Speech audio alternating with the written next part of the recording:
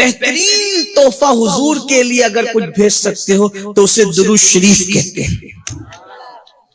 اور درود شریف اتنا عظیم تحفہ ہے کہ حدیث پاک میں آتا ہے جب ہم آقا پر ایک بار درود پڑھتے ہیں، بخاری شریف کی حدیث سے اللہ کے رسول فرماتے ہیں من صلی علیہ واحدہ صلی اللہ علیہ عشرہ، جو ایک بار مجھ پہ درود پڑھتا ہے 10 بار اللہ اس پر درود نازل فرماتا ہے.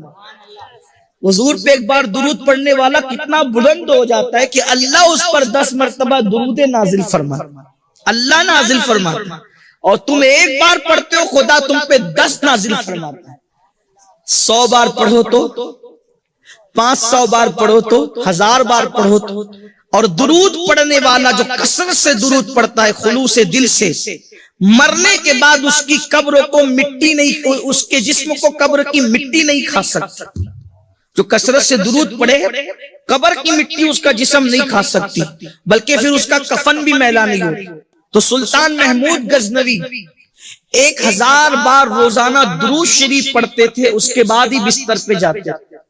بلکہ ایک مرتبہ تو ایسا ہوا کہ کسی حکومت کی مصروفیت میں درود پڑھنا بھول گئے، تو اللہ کے رسول علیہ السلام نے ایک عاشق رسول کے خواب میں تشریف لا کر فرمایا کہ محمود سے کہنا کہ روزانہ جو تحفہ بھیجتے تھے وہ آج پہنچا نہیں.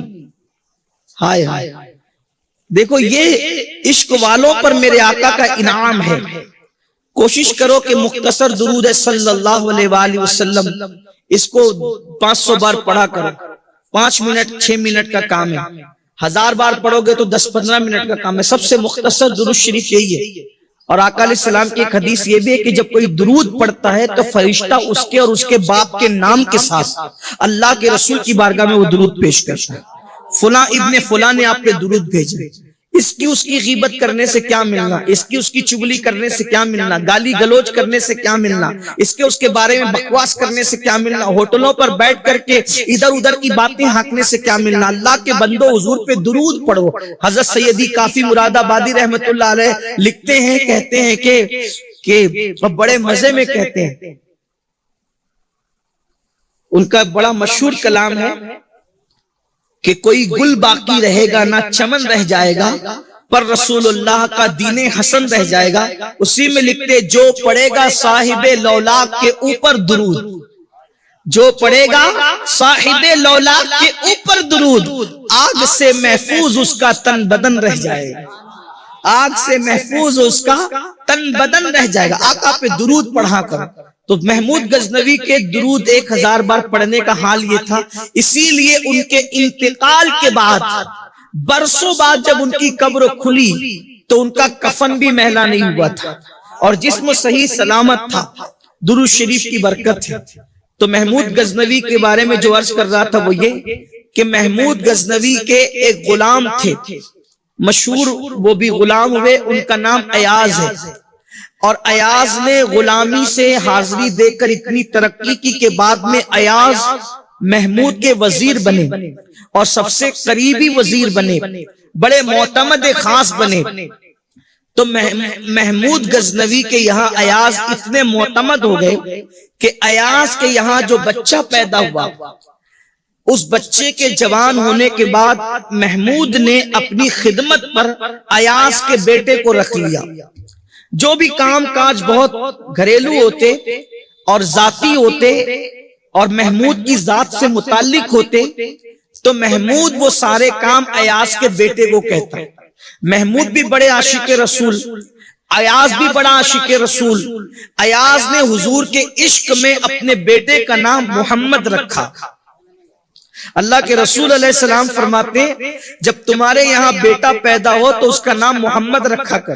بلکہ ایک مقام پر یہ بھی فرمایا تمہیں کیا برا لگتا ہے، تمہارا کیا بگڑتا ہے کہ تمہارے گھر میں 3 بیٹے اور تینوں کا نام محمد ہو. یہ بھی محبت کی علامت ہے. اور یہ ایک حدیث پاک کا مفہوم ہے کہ جس نے اللہ کے رسول کی عشق اور محبت میں اپنے بیٹے کا نام محمد رکھا، اللہ باپ بیٹے دونوں پر جہنم کی آگ کو حرام فرما دے. برکت ہے حضور کے نام کی. جس کے نام کی اتنی برکت ہے اس کی ذات کی برکتوں کا عالم کیا ہو.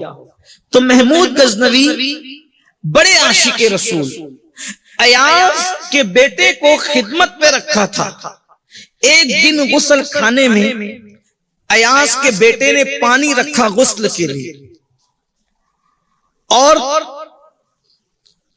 کوئی ضرورت کی چیز رکھنا بھول گیا، تولیہ وغیرہ کوئی ضرورت کی چیز رکھنا بھول گیا، تو اندر سے محمود غزنوی نے آواز لگائی، او ایاس کے بیٹے، وہ فلاں چیز تم نے نہیں رکھی۔ جب یہ آواز آئی تو ایاز کھڑے ہو گئے، محمود غزنوی کا انتظار کرنے لگے۔ محمود جب غسل خانے سے باہر آئے تو کہنے لگے، بادشاہ سلامت، اگر جان کو بخش دیں تو ایک سوال کر سکتا ہوں، جہاں بخشی ہو تو ایک سوال پوچھ سکتا ہوں؟ محمود نے بڑے خوش دلی خندہ پیشانی سے کہا، ایاز تمہیں خوفزدہ ہونے کی کیا ضرورت، تمہیں تو اجازت ہے، تم ہر بات کر سکتے ہو، بولو کیا پوچھنا چاہتے ہو؟ تو ایاز نے انتہائی ادب اور لجاجت سے کہا کہ غلام زادے سے کیا غلطی ہو گئی کہ آپ نے اس کا نام لینے کی بجائے آپ نے ایاز کا بیٹا کہہ کے پکارا؟ آپ جب بھی میرے بیٹے کو پکارتے ہیں تو اس کا نام لے کر پکارتے ہیں، آج آپ نے میرے بیٹے کو ایاز کا بیٹا کہہ کے کیوں پکارا، نام لے کے نہیں پکارا؟ کہیں ایسا تو نہیں کہ آپ ناراض ہیں اس سے؟ مجھے خوف لگتا ہے کہ میرے بیٹے سے کہیں آپ ناراض تو نہیں۔ ایاز کی یہ بات سن کر حضرت محمود غزنوی کا تیور بدل گیا، فرمایا، ایاز تیرے بیٹے کا نام محمد ہے، اور جب میں حمام میں تھا اس وقت میرا وضو نہیں تھا، میں نام محمد کبھی بھی بے وضو نہیں لیا کرتا۔ بادشاہ لوگوں کا حال یہ تھا، اس لیے کہ وہ تو اپنے آپ کو غلام، کون بادشاہ وہاں، اور کس کی اوقات کیا ہے، کس کی حیثیت کیا ہے، جسے جو ملا ہے در مصطفیٰ سے ملا۔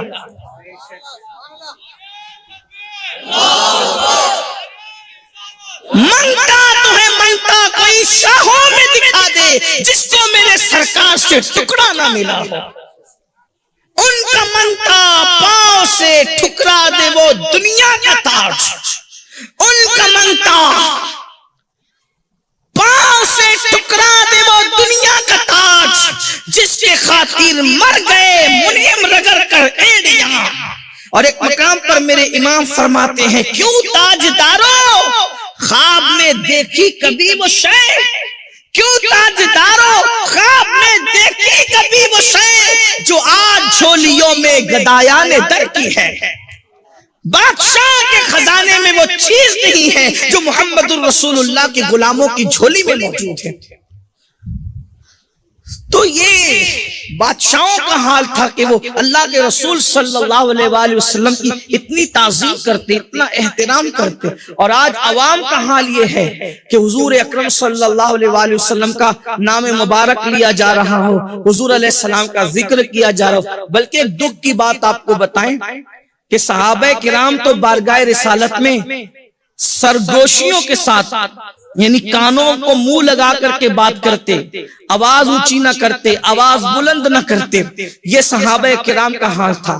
اور یہ بھی یاد رکھنا، قرآن کے احکامات جو اللہ نے بیان کر دیے، جب تک اللہ رسول اس کو کسی دور اور زمانے کے لیے خاص نہ کرے، دنیا کا کوئی انسان اس کو خاص نہیں کر سکتا، وہ قیامت تک کے لیے۔ اللہ رسول اگر کسی دور زمانے کے لیے خاص کر دے تو وہ خاص ہے، باقی اللہ رسول کے جو فرامین ہیں وہ قیامت تک کے لیے ہے۔ تب قرآن کہہ رہا ہے، لا ترفعوا اصواتکم فوق صوت النبی، کہ میرے محبوب کی آواز پر آواز اونچی نہ کرو۔ ہمارے اسلاف نے لکھا کہ آج بھی اگر کوئی رسول اللہ کے در پر جائے تو اس کے لیے لازم ہے کہ وہ وہاں بھی اپنی آواز کو اونچی نہ کرے۔ آپ غور کریں، یہ حالت ہے کہ نہیں، کیفیت ہے کہ نہیں ہے؟ لیکن آج جب ہم در رسول پر جاتے ہیں تو دیکھتے ہیں کہ اکثر لوگوں کا حال یہ ہے کہ وہ سنہری جالیوں کے سامنے ویڈیو کال کر کے اپنے گھر والوں کو جو ہے وہ بتا رہے ہوتے ہیں۔ اسی طرح جب کسی محفل میں ہم جائیں اور وہاں رسول اللہ کا ذکر ہو رہا، حضور کی بات بیان ہو رہی ہو، تو ہمیں وہاں کا بھی ادب کرنا چاہیے، وہاں بھی اونچی آواز سے بات نہیں کرنا چاہیے، بے ادب ہو کے نہیں بیٹھنا چاہیے، پیروں